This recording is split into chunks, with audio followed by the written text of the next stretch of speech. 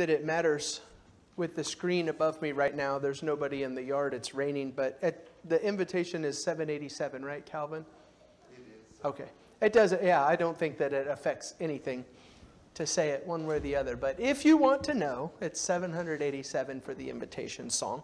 And if you'd like to open up your Bibles to Exodus chapter 21, that's where I'm going to start tonight. I guess we're going to start tonight. I did not say thank you this morning. I always try to be mindful. Jay, thanks for leading singing. And Calvin, thanks tonight for leading singing. And those of you, Bob, thanks for directing our thoughts in the Lord's Supper. Those who have led us in prayer, Dave, directed my heart where it needed to go tonight. Thank you.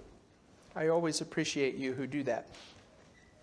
This is our last idolatry lesson, which I don't know what your response to that is. Maybe your response is, I didn't think they would ever end. I set out to do one lesson on idolatry. And I saw some articles. I told you about that. I saw the coronavirus, COVID-19, is exposing our idols. It seemed like there were a bunch of those things. And I thought, well, I'd like to read a little bit about idolatry and see what the Bible has to say about it. And here we are, I think, 9 lessons later. I'll start with this tonight. Idolatry is the offering of sacrifice to some deity other than the Creator, usually with a view to gaining temporal benefits. Our Christianity is different from a lot of other world religions. We worship God because He's God, and because we praise Him, and because He deserves our praise, and because we want to praise Him. Throughout history, though, people acknowledged gods and worshiped gods and sacrificed to gods because if we didn't, then we didn't get the rain to water our food and provide us with what we needed to live. And so this is what we're talking about here. Idolatry is offering a sacrifice usually with a view towards gaining temporal benefits, fertility, rain, health, good luck. By extension, a person dominated by anything in the created realm might be guilty of idolatry. In Exodus chapter 20, that should immediately, I hope that I've said this enough that it just is just automatic. I hope when I say Exodus 20 that you say 10 Commandments. Exodus chapter 20 is the 10 Commandments chapter. And look after the 10 Commandments, right about verse 22, 23. The Lord said to Moses, "Thus you shall say to the people of Israel, you have seen for yourselves that I have talked with you from heaven. You shall not make gods of silver to be with me." The first commandment is, I am the Lord your God. The second commandment is, no other gods before me and no graven images. And then, as soon as the 10 commandments are over, God finishes it and He says, now let me say to you, don't make other gods at the end of the 10 commandments. And so then we're going to have Exodus 21, 22, and 23, which are a lot of some religious laws, but a lot of social laws. Until we come to Exodus 23 and verse 23. Exodus 23 and verse 23. Let's see. I'll read verses 23 and 24.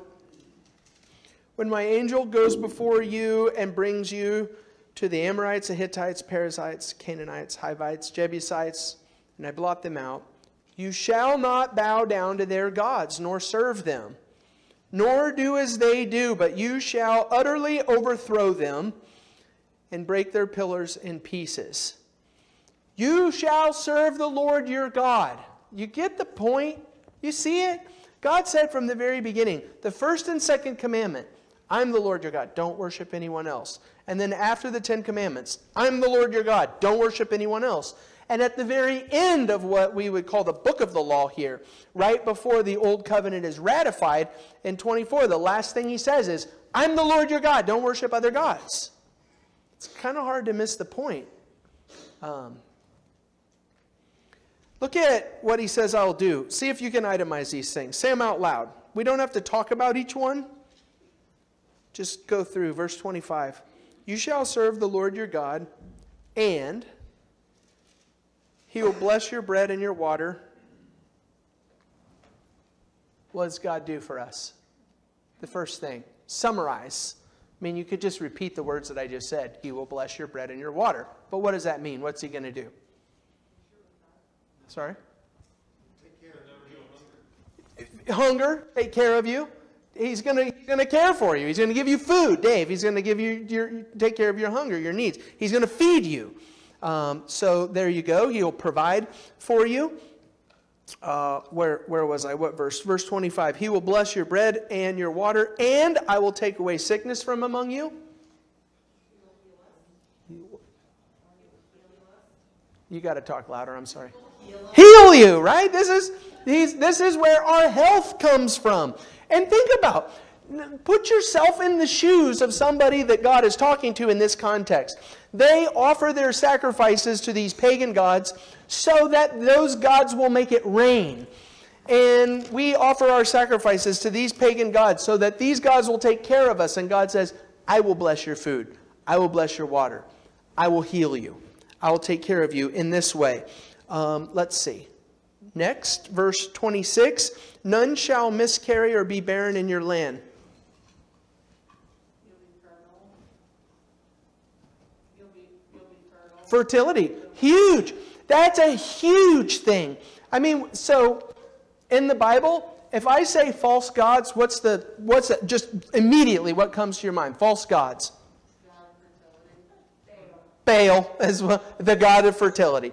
The prime main god of the Canaanites in the land of Canaan was the god of fertility. And so he's associated with rain, and he's associated with animals and crops. So here with fertility, I'm going to give you life in verse 26. And he says, I will fulfill the number of your days. What's that one?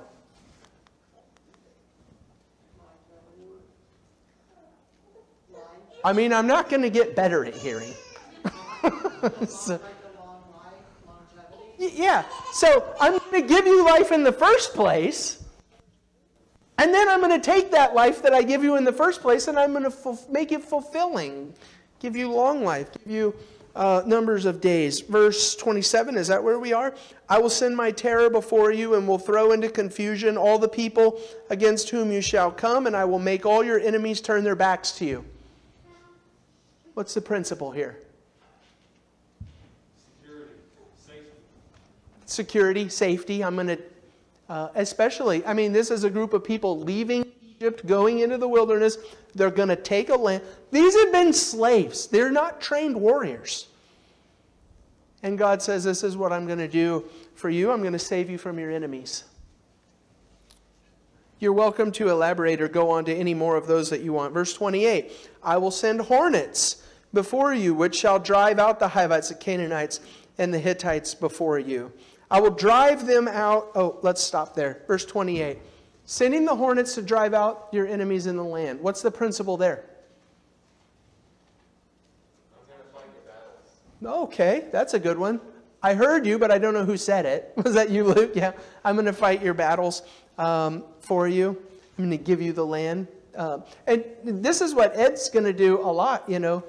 I find myself in my preparation for Ed's Joshua class talking about Joshua's leading the people. Joshua's taking the people into the promised land. No.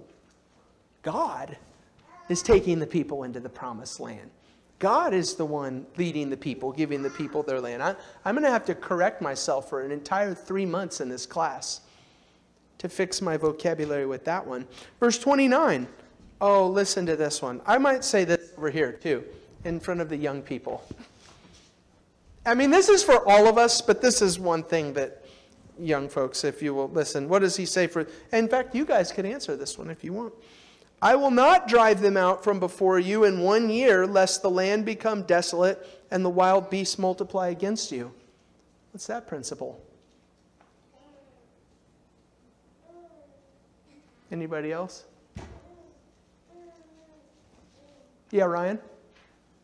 If he just wiped out this whole land and it was just sitting vacant, they wouldn't have time to grow into it to actually take advantage of what they were given. It would be like taking a drink from a fire hose. Yeah, drinking from a fire hose is too much, right? And so summarize a lot of what you're doing there and talk about the principle of this. Not just you necessarily, you can, but what's the principle here? Growing into it, you said.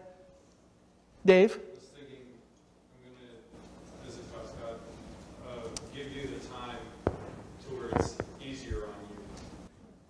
Yeah. It's almost like God knows what's best for the people, even when they might have a different idea. Give us the land. God says, well, you can't handle the land right now. I'm going to do it a little at a time. And another thing that I had on this one is he'll do what's best for us, and he'll do it in his time, ultimately. Let's see, what verse am I on here? Verse 31 is the last one, I guess. I will set borders from the Red Sea, the Sea of the Philistines, from the wilderness to the Euphrates. God's ultimately going to give us rest. Can you just give me 1 second here? I'm sorry about this, but my screen, there we go. I got it back. I lost my screen there for a second. All of these things. I think this is neat because God says, don't go to these other gods. They're not going to give you anything. You're not going to get food from them. They're not going to heal your sicknesses and provide from you. They're not going to give you life. They're not going to make your life worth living. All of these things that we talk about, God says, there's only one place to go for that. And so I don't want you ever to read the 10 Commandments and Exodus 21, 22, and 23 again without just seeing God saying over and over and over again, me and nobody else. I'm not sharing my throne. Is there anything that you want to say about any of those things before we move into the conversation that I want to have tonight? Comments about this or thoughts? Alrighty then, turn over to Exodus 32. Moses goes up on the mountain. He makes a covenant agreement with God. This is what becomes known as, if you think of covenant, think of testament. This is where the Old Testament becomes a thing in Exodus 24. And what's happening here, God is giving Moses all of these rules and all of these laws, and this is what it means to be my people. And so we come to Exodus chapter 32. This is the story of the golden calf. Here's what I want us to do for the rest of our time tonight, however much time we have to do this. In fact, you could just go ahead and start with this. I'll make this open if you want to just mention it in conversation first. We know God's command, right? It's been beat into our heads at this point. We read it, talked about it, it's there. No other gods. And yet, it is impossible to read the Old Testament without seeing that this is the number one primary problem that God's people just kept on having. Generation after generation after generation. They kept going after all of these other gods. And what I would like for us to do is just say why. What went wrong in each of these situations? What was the problem? And maybe you can start. I mean, maybe you have something to say before we start reading Exodus 32 and these different examples. Why? Why? God said to his people, I'm the one who's going to give it to you. Don't go seeking full life after all of these other things that are not real, that are not going to give it to you. Get it from me. Why constantly did God's people ignore what God said and try to do it different ways? Why? In each of these circumstances, what is the thing that went wrong that kept creating this problem again and again and again? And listen, I wouldn't make such a big deal of this if it happened one time. Or I might not make such a big deal of this if it only happened 10 times. It's on every page of the Bible. What is the problem? What's going on here? What's the problem? Yeah, Ryan? So strangely enough, I actually thought about this. I was watching The Matrix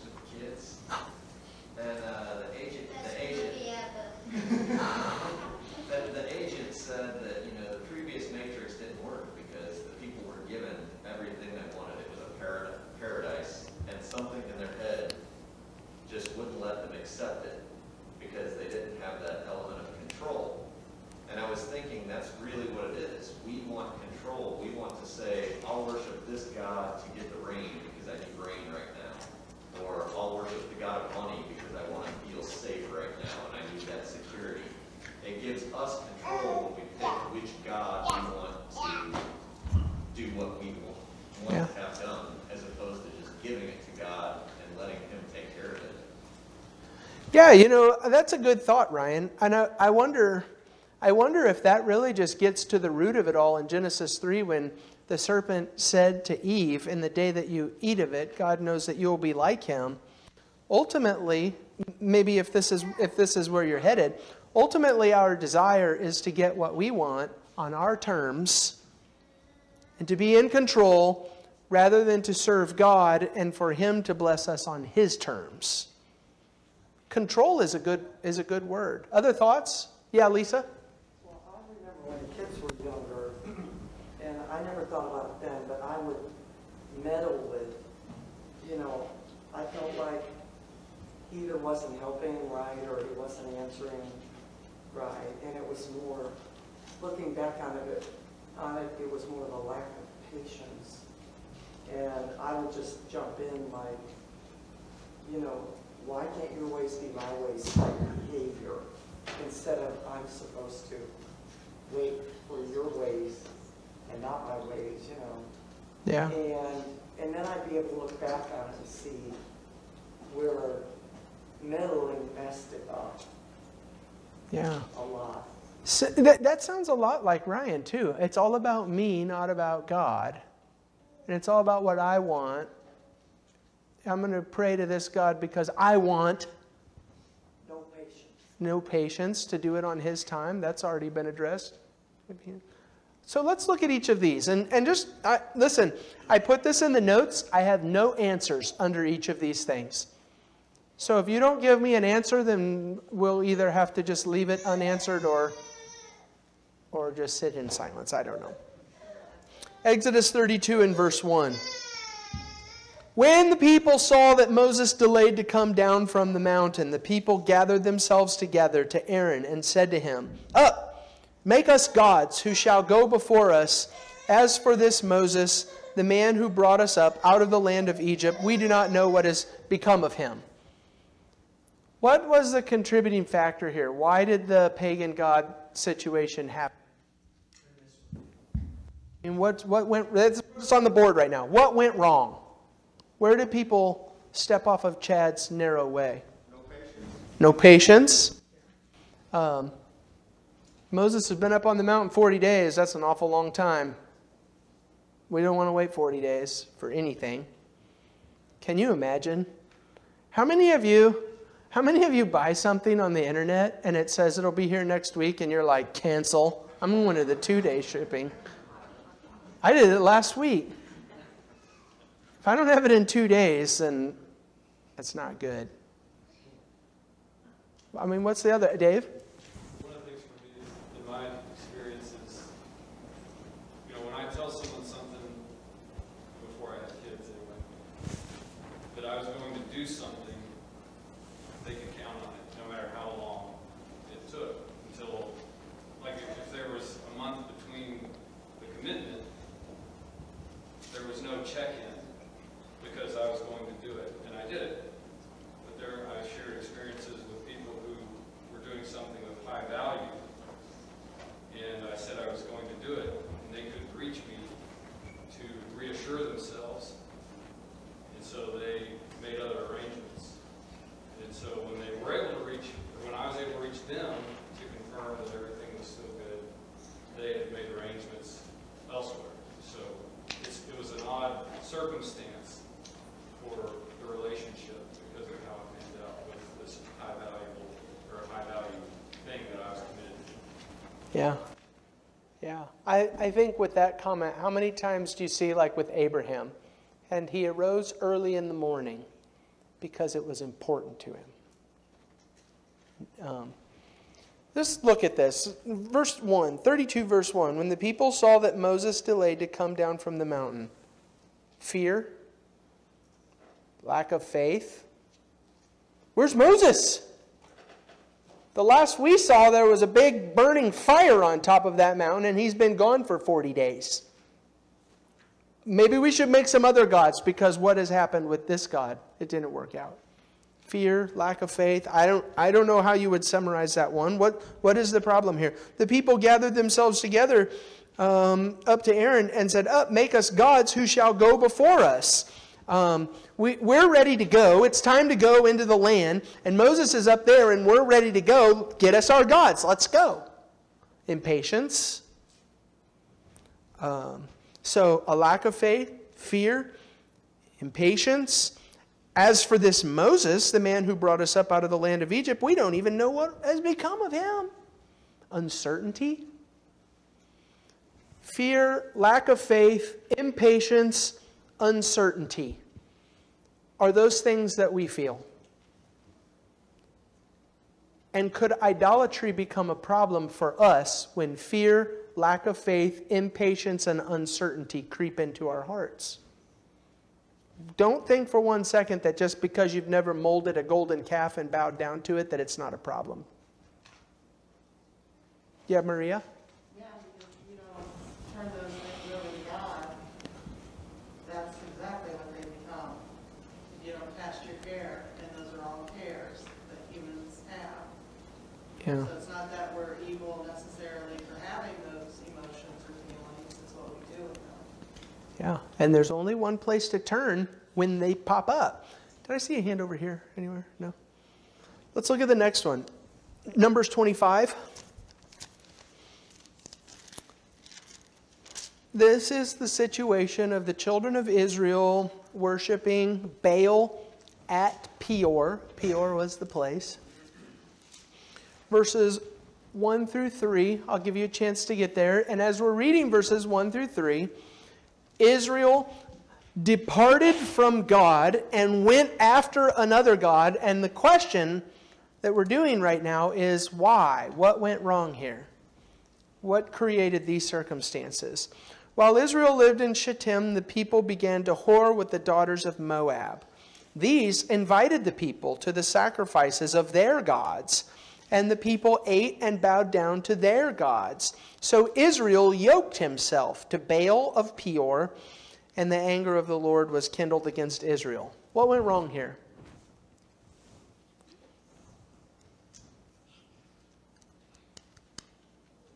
Yeah, Jonathan? Okay. Yeah, they didn't just lick it up off the street, right? It was given to them. And I think this is all, I really want to talk about this, but doesn't seem necessarily like the time. We find out later in the Bible, in Exodus 31, that this was Balaam's doing. Balaam was supposed to curse Israel, and he never did. And so what we find out later is that when Balaam figures out, God told me I can't curse Israel, the only way that we're going to get anything accomplished is to lead Israel astray and have them curse themselves. And so maybe putting that bad company in Israel's context and their presence, maybe that was... I don't know what Balaam was doing or how Balaam accomplished it. I just know he was behind it.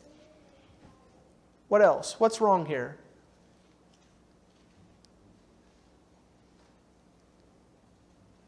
Do you see any wanting to fit in with the world around you? Do you see that? While Israel lived in Shittim, the people began to whore with the daughters of Moab. There's your bad company, Jonathan.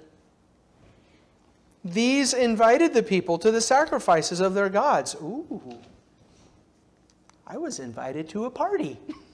That sounds fun. And the people ate and bowed down to their gods. So Israel yoked himself to Baal of Peor. This is what everybody else is doing. I mean, you see any kind of... I'm thinking out loud here. Maybe yes, maybe no. Dave? But I can't get this off my mind. The result in verse 4. Take all the chiefs of the people and hang them in the sun before the Lord, that the fierce anger of the Lord be turned away from Israel.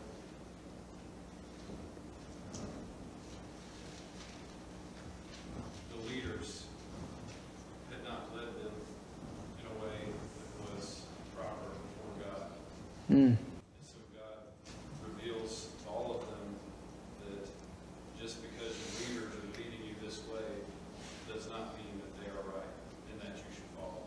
Yeah. That's great. It's worth repeating because I know several of our people are watching online right now. Dave pointed us to verse 4 and drew attention to the chiefs of the people, the leaders of the people who did not lead them where they should have gone. And so, well, we've got a nice sermon outline here right now. What are the problems? Bad company, wanting to fit in, no leadership, no apparent leadership. Maybe there was leadership. Well, I don't know. The chiefs were hanged for it. I was going to say maybe the people didn't want to follow the leaders, but it seems like the leaders were the problem. Other thoughts? What's going wrong here? This is the thing. I'm talking with Becky last week about this class, and she just keeps pointing back to this again and again. It's not just about Exodus 32. It's not just about Numbers 35. Does bad company pull us away from God and take us towards other gods? Did it with Solomon? The text specifically tells us that it was his wives who led his heart away from God to other gods. Does a desire to fit in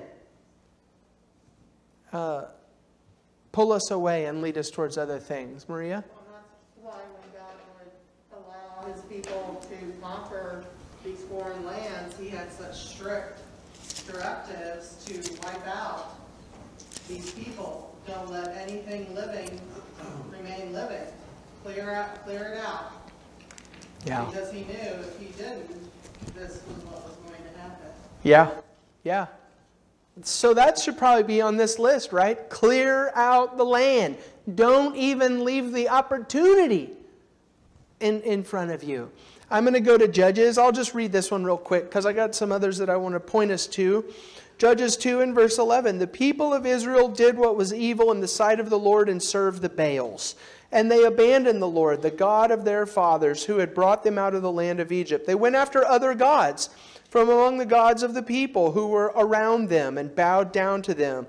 And they provoked the Lord to anger. They abandoned the Lord and served the Baals and the Ashtaroth. So the anger of the Lord was kindled against Israel. And he gave them over to plunderers who plundered them and sold them into the hand of their surrounding enemies, so they could no longer withstand their enemies. Whenever they marched out, the hand of the Lord was against them for harm, as the Lord had warned, and as the Lord had sworn to them. And they were in terrible distress. Then the Lord raised up judges who saved them out of the hands of those who plundered them. Yet they did not listen to their judges, for they whored after other gods and bowed down to them. And so this is what sometimes is referred to as the judge's cycle. Ooh, look, other gods. And I find out what we've talked about in this class. I'm not going to get anything over here. There's nothing for me with these other gods. And so a judge comes and is going to pull me back to God. And so now I'm over here and I'm with God and everything's good. And then I go, ooh, look, other gods. And it's just like, how does this keep happening? And even for us, how can we read the Bible and think that there is anything worth devoting our lives to or seeking fulfillment in or meaning or purpose in life or devoting ourselves entirely to or sacrificing our time or our families or our wives or our kids, sacrificing to? How could we think for 1 second that there is anything for us in anything except for the one true God of the Bible? And when you see how God compares that often to, he uses these really kind of really harsh words, but really they're not, but whoredom, you're prostituting yourself. Yeah, adultery. You're cheating on God. Cheating on God. Yeah. And I think that just, illustrates how seriously God takes this. That that there's a covenant between us and him, and this is supposed to be a partnership. And, God, I heard this preacher once say, and it's so true, God's not interested in a girlfriend. He's interested in a bride. Yeah. Girlfriend you just pick up, especially in a worldly sense, for a good time. But a bride is for life. Yeah. Good. For good times and bad, but nonetheless, it's a commitment. So the kingdom split after Solomon. Rehoboam was a fool. Jeroboam was promised by God. I've got the verses for you up here. 11:31, 1 Kings 11:31, 1 Kings 11:38. God said to Jeroboam, if you will follow me, I will give you these 10 tribes. God said it. He told him, this is what I'm doing for you. I will give you the 10 tribes. Why did Jeroboam decide to build the calves, the 2 calves at Dan and Bethel? He was afraid they'd go back to Judah. Why would he be afraid that they would go back to Judah? God told him, I'm going to give you these 10 tribes. He didn't believe God. I mean, that's the bottom line, right? So God said, I'm going to take care of you. I'm going to give you everything that you need. Do we believe him? No, he did that in the Garden of Eden. And it didn't work out. Yeah. I mean, here's the thing. Let's read these stories from a practical perspective and say, come on, Ryan. Come on, Christians. Come on, Ellisville. Can we stop making the same mistakes over and over? It's speaking of over and over and over again. Here's a list all throughout Kings. These are the kings of Israel, the kings of the north. And Nadab continued in the sins of his father Jeroboam. And Baasha and Azariah and Jehoram and all of these kings, they just kept on. They just kept on doing the same old stuff. And it kept on getting them nothing, and they kept on doing it. Can we please appreciate together the lunacy of worshiping anything other than Yahweh? I was just thinking that since we don't have like a little figurine that we bow down to, that's super easy to call out. God could easily say, you have these things that you're bowing down to. Since we don't have those, I think it's sometimes easier for us to lie to ourselves about what we really are serving and what really is first in our life, because it's not something you can physically point to, and a lot of times maybe it's a good thing. Like I appreciate what Jake said about when he was looking for a job, and it became such a focus for him, but he was able to say, but I'm trying to be a provider for my wife, and that's a good thing, and it is, but I just think it makes it really easy for us to lie to ourselves. Yeah. So I'm going to run through these. We're not going to read them. It's just a list. These are the kings of Judah. The kings of Judah were no better than the kings of Israel. And these 3 especially, Solomon, pretty good guy, 1 Kings 3 and verse 3. Solomon walked in the ways of his father David, only he did not tear down the high places. Asa, pretty good king, right? We aren't good king Asa, pretty good guy. But in verse 14, but he didn't tear down the high places. Anybody want a but or a yet or an only attached to your spiritual obituary when your life is over? Jonathan was a really good Christian, devoted to God, except there's this one thing.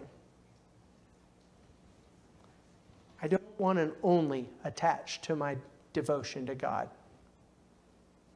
Yet, he didn't do this. But he didn't put this away. There's 2 good examples in Hezekiah, and sorry about that, wrong clicking. Hezekiah and Josiah, they did. Just read those 2 examples. They cleared it out. They did what they were supposed to do. That's good stuff. And so here's the end.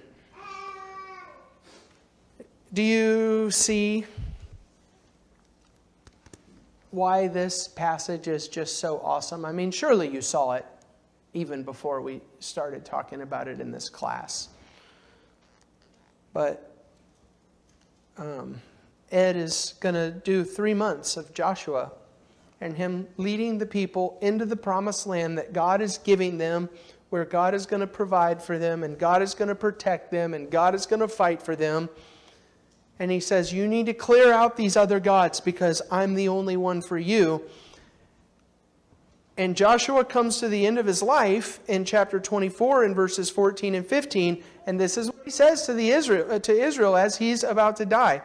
Therefore, fear the Lord and serve him in sincerity and in faithfulness. Put away the gods your fathers served beyond the river and in Egypt, and serve the Lord. And if it is evil in your eyes to serve the Lord, choose this day whom you will serve. Whether the gods of your father served in the region beyond the river, or the gods of the Amorites, in whose land you are dwelling. But as for me and my house, we will serve the Lord. There's your leadership. I can't make you do anything. I would like to say that I'm leading my family in the way that we should go, but I can't make Becky do anything. I can't make my kids do anything. Sitting up here, I can't. I could make you take out the trash, but I can't make you do this stuff. I can't make any of you do this stuff. But what I can do is encourage you and teach you about what God has spoken in His Word, and I can stand up here, and you can too, and say, this is what I'm going to do. As for me and my house, we will serve the Lord. And so here was the title of the lesson. And this is how we'll finish. In 1 John chapter 5 and verses 20 and 21. This is how John ended his letters. We know that the Son of God has come and has given us understanding so that we may know Him who is true. That's the point. Jesus came to teach us about truth, to teach us about the true God. And we are in Him, Christians, who is true, in His Son, Jesus Christ. He is the true God and eternal life. This is where you're going to serve the one and only God. And so John's first letter ends in this way. Little children, keep yourselves from idols. That's God's plea for us. I'll give you the last word. Anybody have anything you want to finish with? Lisa?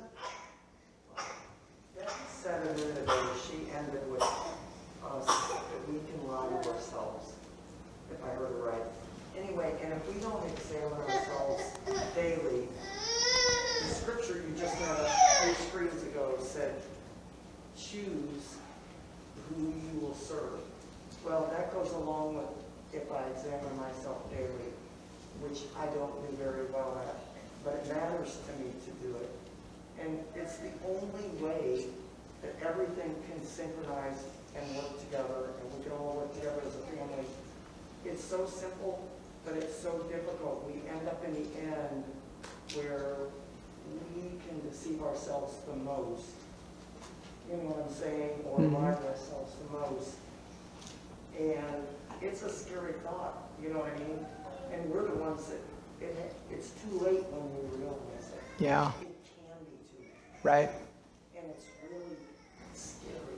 Yeah. You know, if you care about it. And That's right. I mean, that's where we can help one another, although that's not easier said than done. But I mean, Yeah. Thank you. All right. Thanks for studying this with me. If you're here tonight and you're not a Christian, the question is on the table for you.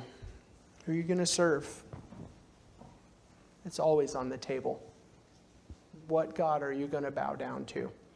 And if you are a Christian, same questions on the table. Who are you going to serve? If there's something we can do to help you with that tonight, come forward as we stand and sing the invitation song.